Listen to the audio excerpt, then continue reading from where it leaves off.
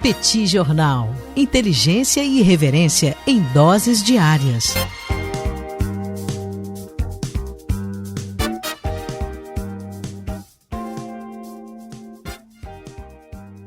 Olá, gente. Bem-vindos, bem-vindas ao Petit Jornal. Esse é o bate-papo número 1084.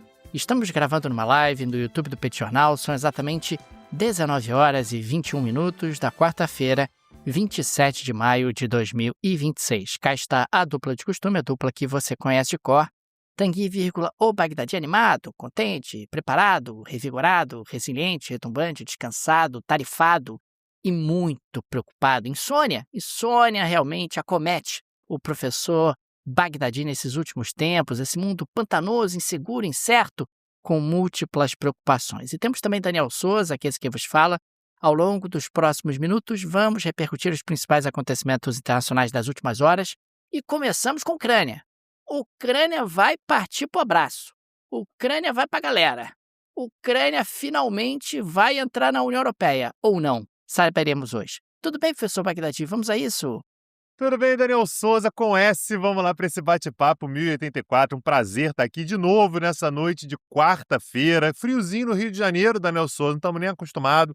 Mas estamos aqui fingindo o costume para gravar mais esse episódio e queria dar as boas-vindas a todo mundo que está aqui com a gente. E é verdade, Daniel, a gente começa a falar o nosso episódio hoje sobre a Ucrânia. Eu quero apenas lembrar, Daniel, que você trouxe uma pauta ontem falando sobre a Armênia, né? O Marco Rubio esteve na Armênia e aí a Rússia deu o recado dela que foi, olha só, Armênia, é o seguinte, quiser conversar com esse povo aí, quiser falar com os Estados Unidos, quiser entrar na União Europeia, pode entrar, mas vai ficar com frio, vai ficar sem petróleo, vai ficar sem gás, vai ficar sem diamante, vai ficar sem um monte de coisa que lembra que é a mamãe Rússia que oferece. Já parei de comprar teu conhaque também. Não vou realmente ficar dando aquela molezinha que eu dava até bem pouco tempo atrás. Para eu cortar, Daniel, é 2 palitos. Eu corto esse negócio de uma hora para outra. E aí agora, Daniel, a gente tem não apenas a União Europeia dialogando com a Armênia, e a Armênia, portanto, ficando numa situação complicada, né? A relação da Armênia com a Rússia é uma relação complicada, né? Ao longo dos últimos anos, a Armênia se ressente um pouco do fato de não ter sido protegida quando o Azerbaijão atacou lá em 2023 Nagorno-Karabakh. E agora, Daniel, a Ucrânia está forçando a barra de novo para tentar entrar na União Europeia. Hoje a gente teve uma declaração da Ursula von der Leyen, que é presidente da Comissão Europeia, dizendo que pretende sim avançar com a entrada da Ucrânia na União Europeia. A gente lembra, né, a gente vem acompanhando isso já há alguns anos, que a Ursula von der Leyen é uma super defensora da Ucrânia. A Ursula von der Leyen, né, um tempo atrás, ela não saía de casa se não tivesse vestido com as cores da bandeira da Ucrânia. Você deve se lembrar disso, ela estava sempre de verde, azul e amarelo. Todos os dias de azul e amarelo. Qualquer discurso, qualquer visita e tal, estava sempre de azul e amarelo. E, portanto, a Ursula von der Leyen disse, não, a gente vai avançar, a Ucrânia vai entrar na União Europeia e tal. E o Zelensky, Daniel, falou assim, olha, a hora da gente entrar na União Europeia é essa, principalmente porque até pouco tempo atrás havia um grande entrave que era o Viktor Orbán. O Viktor Orbán estava sempre ali dizendo, não vai entrar, não vou permitir e tal, e agora não tem mais Viktor Orbán, dá para finalmente a gente pensar nessa possibilidade. A impressão que eu fiquei, Daniel, era que o Viktor Orbán era uma excelente desculpa para outros países que achavam que a entrada da Ucrânia podia trazer mais dores de cabeça do que exatamente soluções. A Alemanha, por exemplo, se manifestou, né? Então o Friedrich Merz, o chanceler alemão, se pronunciou de maneira extremamente cautelosa e falou assim, não, a Ucrânia, claro, sim, a Ucrânia, nossa aliada e tal, e eu acho que a Ucrânia pode se tornar uma parceira da União Europeia. Aí, Daniel, você tem que ir pro meandro, né? Parceiro da União Europeia não é membro da União Europeia, mas a Alemanha ela tá nessa. Então, enquanto era o Viktor Orbán bloqueando, esses países que ficam meio desconfortáveis estavam numa boa, Daniel, porque tem o teu doido lá que tá dizendo que não. Mas o Zelensky foi a público também e disse que considera essa solução proposta pela Alemanha extremamente injusta. Naturalmente, o que o Merz tem na cabeça, Daniel, o que ele está pensando quando ele diz que, no máximo é uma parceria, é que quando a Geórgia começou a conversar sobre a entrada na União Europeia, a Rússia foi lá e tomou 2 partes da Geórgia, quer dizer, financiou lá a independência de 2 regiões da Geórgia. Quando a própria Ucrânia começou a dialogar com a União Europeia, a gente está falando de mais de 10 anos atrás, a Rússia foi lá e tomou a Crimeia. Então, o recado está dado há bastante tempo, que é se for da minha zona de influência, pensando da Rússia aqui, né? Se for da minha zona de influência e tentar entrar na União Europeia ou na OTAN, eu vou agir. E, naturalmente, a Alemanha não está a fim de cutucar essa onça com vara curta, principalmente levando em consideração que já não dá muito para contar com a proteção dos Estados Unidos da América. Então, a gente tem ali o diálogo de dois países, né? Tanto a Armênia quanto a Ucrânia, cogitando, de repente, conversar com a União Europeia, e a própria Ursula von der Leyen abrindo as portas, dizendo, pô, mas claro, pode vir e tal, mas todo mundo sabe o tamanho da repercussão que isso pode trazer, a gente vai ter que acompanhar. Meu palpite, Daniel, é que não vai avançar. Mas, de qualquer maneira, a Ursula von der Leyen está soltinha, querendo fazer esse diálogo acontecer, Daniel.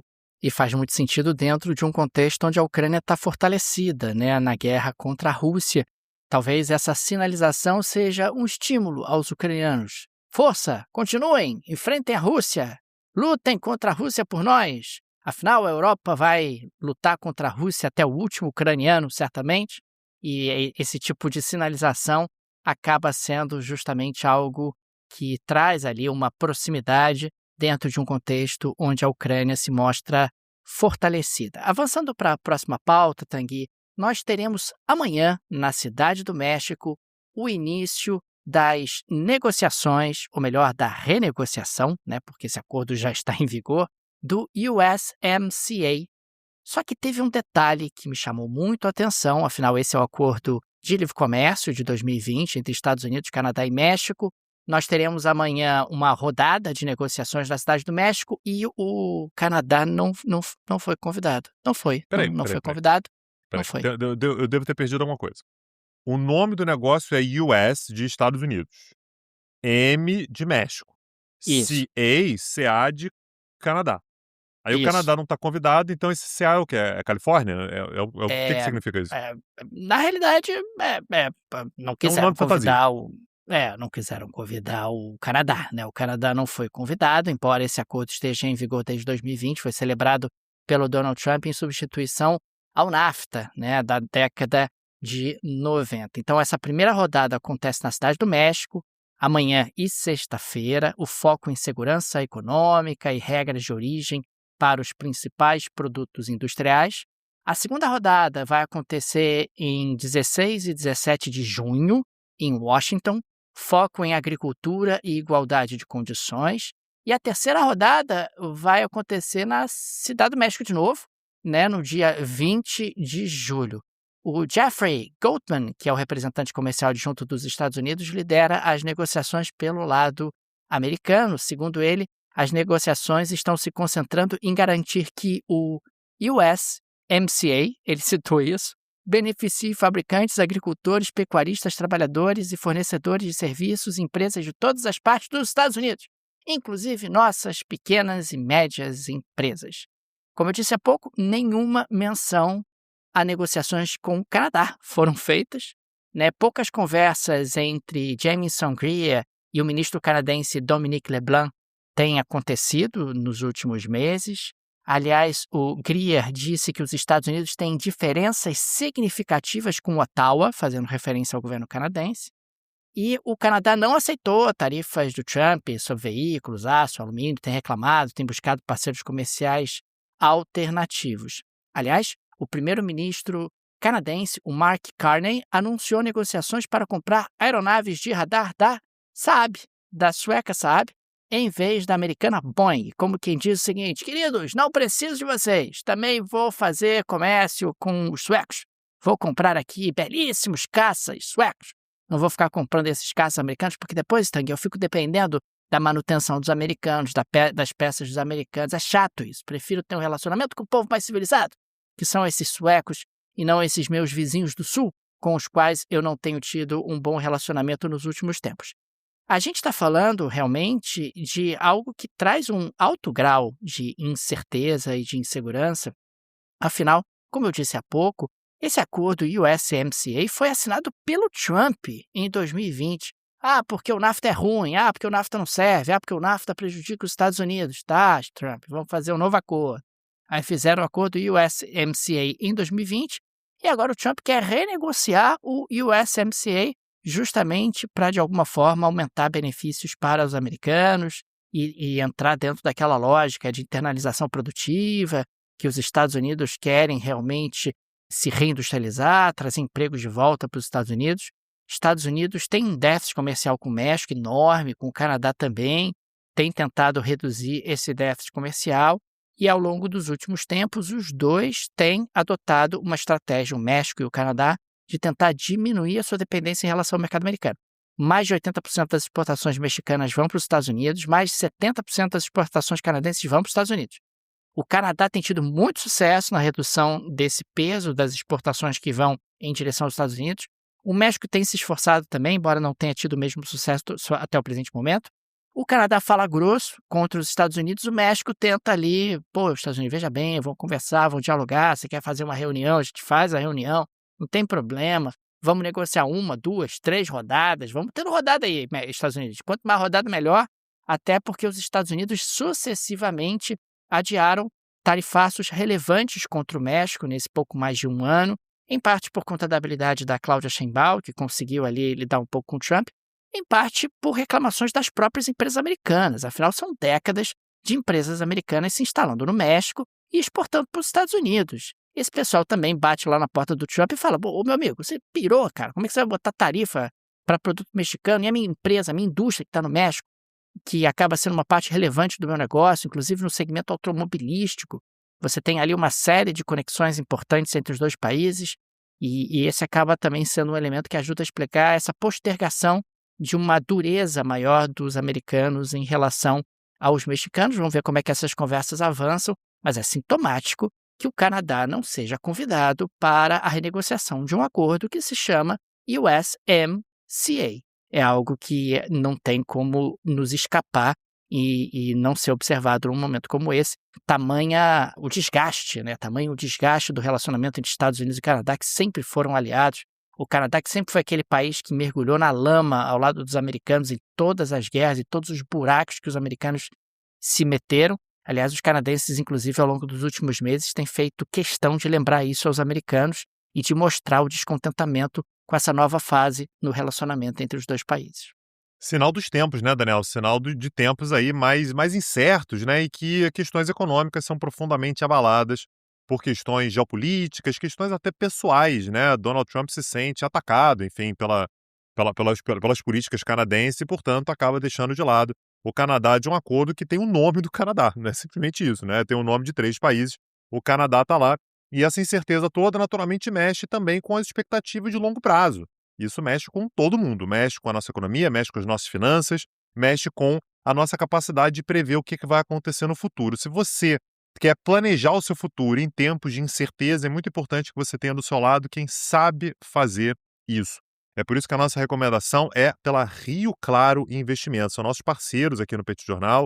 Eu sou cliente da Rio Claro Investimentos e o trabalho dela, Daniel, como gestora, aliás, uma gestora completa, é garantir que lá na frente você não se arrependa de decisões que você tomou, você tome boas decisões na gestão do seu dinheiro e consiga ter uma aposentadoria tranquila, você consiga ter uma vida financeira resolvida, né, da melhor maneira possível. A Rio Claro é especialista nisso. Entre em contato com eles, o link está na descrição desse episódio. O atendimento deles é impecável. Eu tenho certeza que daqui a um tempo você vai desejar já ter entrado em contato com eles, então a hora é essa. O link está na descrição.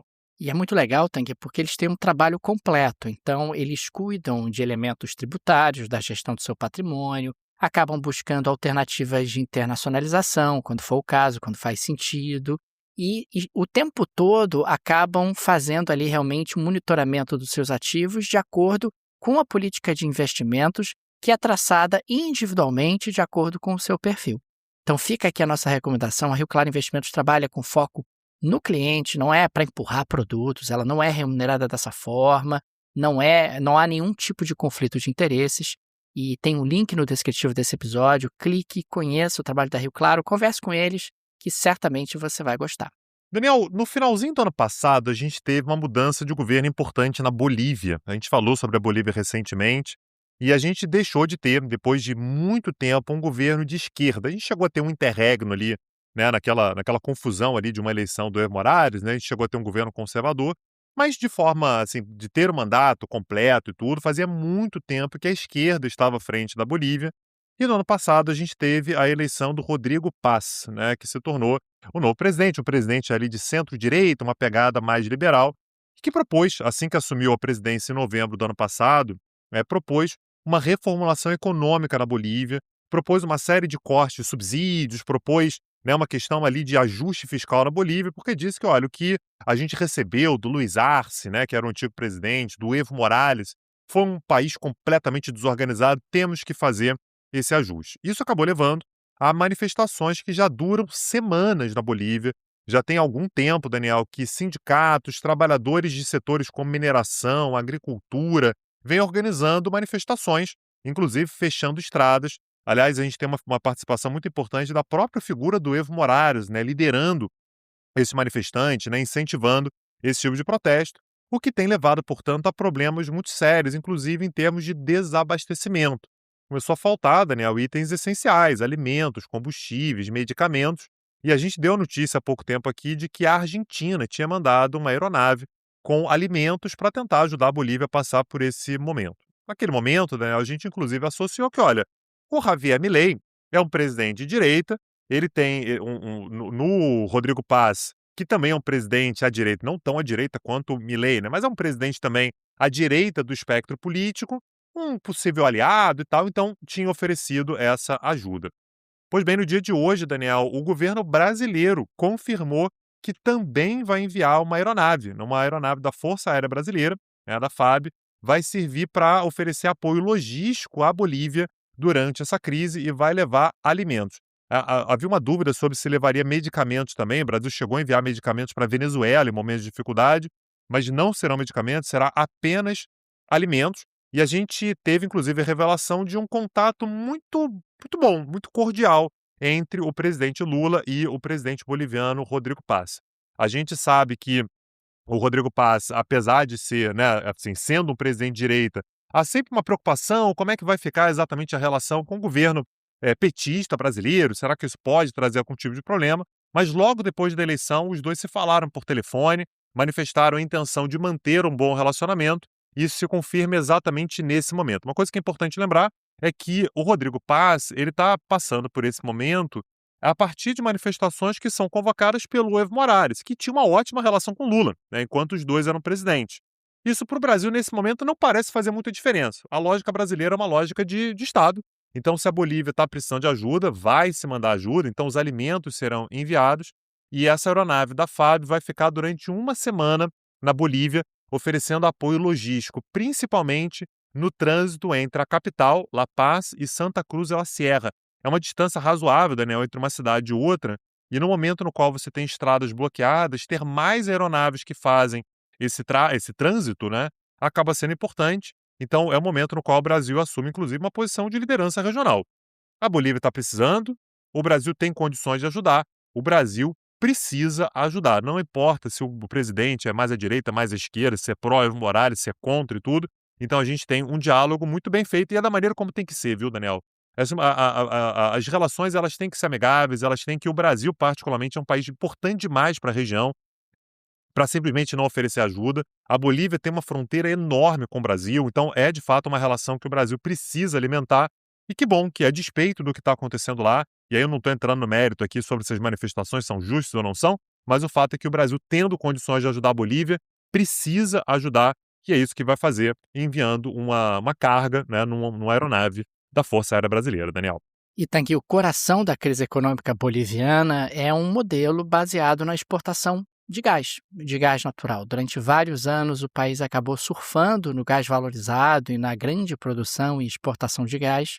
Só que há vários anos você tem tido um declínio super importante, tanto na produção, quanto nas exportações, quanto na própria dinâmica de geração de dólares que a Bolívia é capaz de fazer. Só para a gente ter uma ideia, a produção diária de gás na Bolívia ela era de 60 milhões de metros cúbicos por dia em 2014. E em 2025, ela fechou em 24 milhões de metros cúbicos por dia. Esses são dados da Gas Outlook.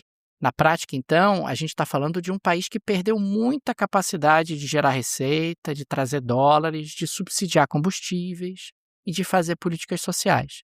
Nós tivemos ao longo desse período a receita do Estado boliviano desabando e os gastos acabaram sendo mantidos. Isso gerou um desequilíbrio fiscal importante, tem gerado também desvalorização da moeda boliviana, porque afinal os dólares estão cada vez mais escassos em um cenário onde as exportações estão em queda, e a Bolívia não tem, há muitos anos, realizado os investimentos necessários para tentar manter o seu setor de gás minimamente competitivo. As reservas comprovadas na Bolívia têm caído muito e é um país que está um pouco sem alternativas do ponto de vista econômico para construir um futuro, e isso ajuda a explicar um pouco esse barril de pólvora que a Bolívia se tornou nesse momento. Avançando para a próxima pauta, Tanguy, eu queria falar um pouco sobre a economia do continente africano. Nós tivemos hoje a divulgação de um relatório do Banco Africano de Desenvolvimento, e o Banco Africano de Desenvolvimento trouxe aí perspectivas e projeções para o ano de 2026 e para o ano de 2027.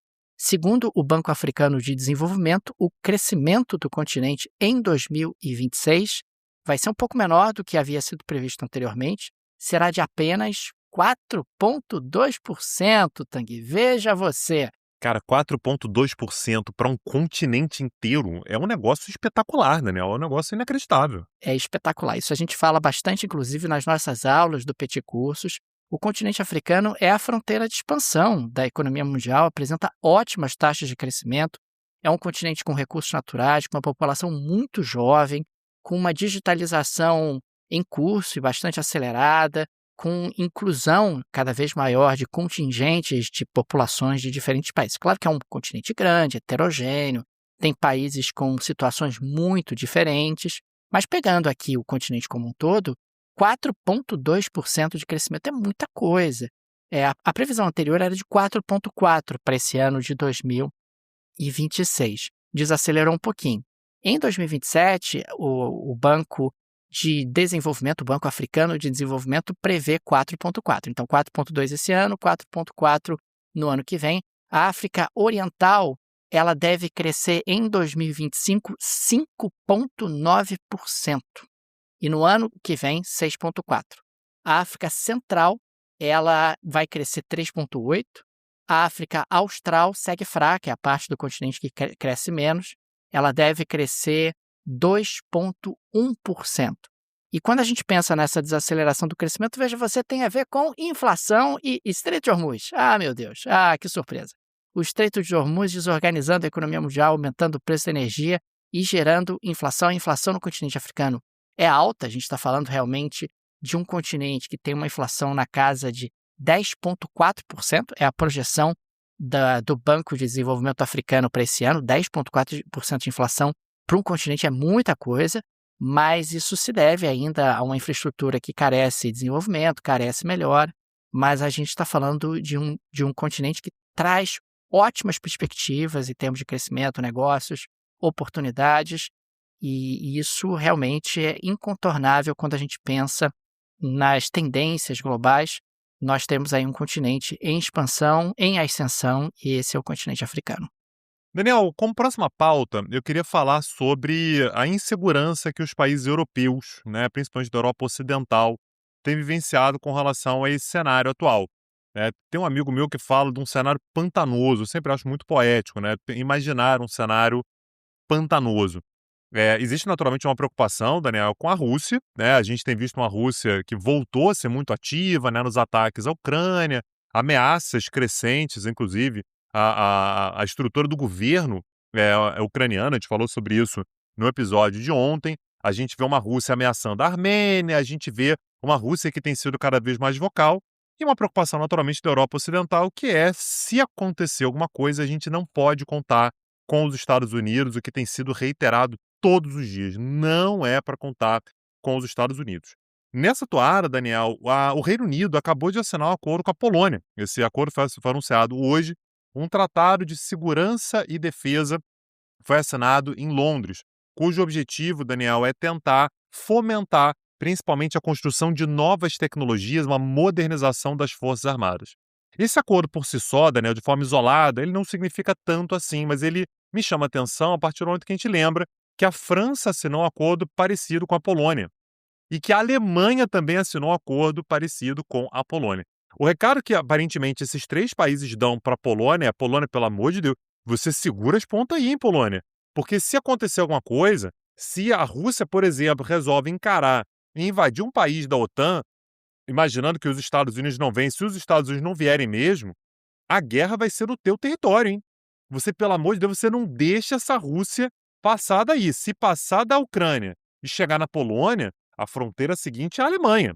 Então, esses 3 países, Reino Unido, França e Alemanha, têm oferecido cada vez mais apoio à Polônia. Então, a gente tem tido uma movimentação nesse sentido, inclusive com a tentativa de fortalecer a Polônia diante de ameaças como ataques híbridos. Então, a gente está falando sobre espionagem, cibersegurança, propaganda. Existe toda uma tentativa desses países de fortalecerem a Polônia para esse tipo de resistência. Então, mais uma vez, a Alemanha e França já tinham assinado esse acordo com a Polônia e agora o Reino Unido oferece também.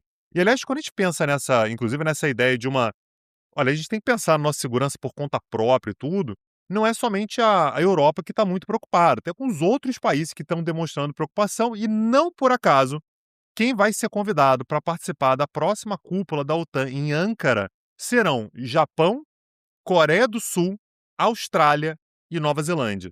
Esses 4 países têm algo em comum, né, Daniel? São 4 países que, assim como a Europa Ocidental, deposita muito da sua expectativa de segurança nos Estados Unidos.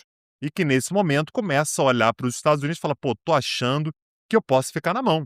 Se alguma coisa acontecer, se de repente a China quiser fazer alguma coisa contra a gente, eu sei lá se os Estados Unidos vêm. E, portanto, os países europeus conseguiram aprovar o convite, né, desses 4 países. Então, mais uma vez, Japão, Coreia do Sul, Austrália e Nova Zelândia, para a próxima cúpula da OTAN. Esses 4 países, inclusive, eles têm um nome que é IP4, IP de Indo-Pacífico 4. São os 4 países do Indo-Pacífico que são aliados da OTAN. Então, eles não é a primeira vez, mas eles vão ser convidados mais uma vez. Havia uma preocupação de que os Estados Unidos eventualmente pudessem bloquear esse convite.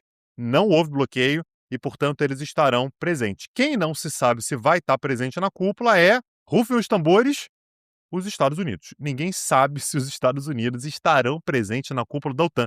É até estranho, Daniel, ouvir essas palavras saindo da minha boca. Eu vou repetir. Não se sabe se os Estados Unidos da América estarão presentes na cúpula da OTAN que vai acontecer em Ankara. Mas a gente já sabe que Japão, Coreia do Sul, Austrália e Nova Zelândia, esses sim estarão. Vamos ver, Daniel, mas aparentemente a OTAN, mesmo que os Estados Unidos não saiam, o grau de confiança que se deposita na OTAN está muito reduzido e, naturalmente, todo mundo está vendo o que está acontecendo. Vamos acompanhar, Daniel, mas é uma mudança tectônica na maneira pela qual a gente enxerga questões relacionadas à segurança internacional. Tanguy, podemos avançar para a geleia da Shakira de hoje, terminando com uma nota um pouco mais leve o nosso episódio? Precisamos, Daniel. Traz pra gente, conta. Tanguy, hoje eu vou falar sobre Robert Kennedy Jr. Sim, o filho do Robert Kennedy, sobrinho de John Kennedy, que é o secretário de saúde dos Estados Unidos, seria o equivalente a ministro da saúde no Brasil. O Robert Kennedy acabou viralizando porque ele recolheu 2 cobras com as mãos, sem equipamento, sem qualquer tipo de proteção, no pátio da casa de um amigo. O amigo é Mehmet Oz, diretor dos programas de saúde dos Estados Unidos, e o caso ocorreu na Flórida. As cobras picaram diversas vezes, segundo a Fox News, e aparece no vídeo justamente o Robert Kennedy dizendo: elas estão me picando, elas estão me picando, elas estão me picando. E perguntou na prática...